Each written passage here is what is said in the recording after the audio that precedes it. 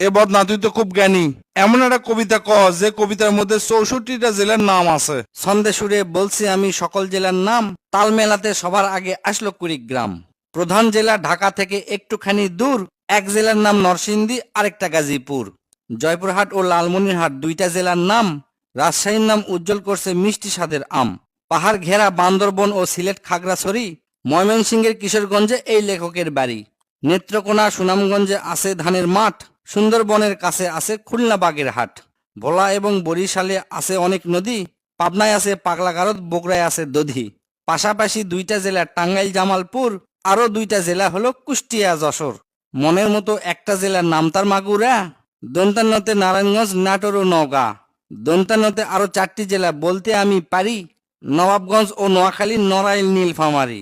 গঞ্জদিয়া মানিকগঞ্জ হয় আরো মুন্সীগঞ্জ, গোপালগঞ্জ হয়, হবিগঞ্জ হয় আরো সিরাজগঞ্জ। চাপাই নবাবগঞ্জ কিন্তু গঞ্জ দিয়া ভাই, এদের ছাড়া বাংলাদেশে আর কোনো গঞ্জ নাই। রংপুর আর রাঙ্গামাটির নামটা রঙে রাঙা, নামের জন্য আরো সুন্দর চাঁদপুর চুয়াডাঙ্গা। কক্সবাজার নামের জেলা আছে সাগরও পারে, পঞ্চগড়টা পড়ছে বন্ধু দেশের এক কিনারে।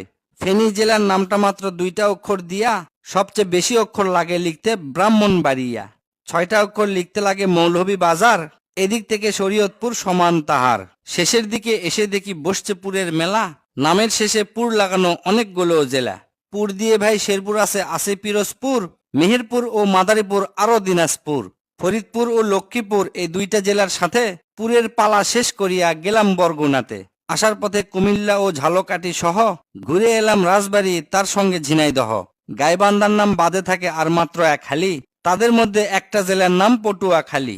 এখন শুধু বাকি আছে 3টা জেলার নাম, এদের মধ্যে একটা জায়গা হইল চট্টগ্রাম।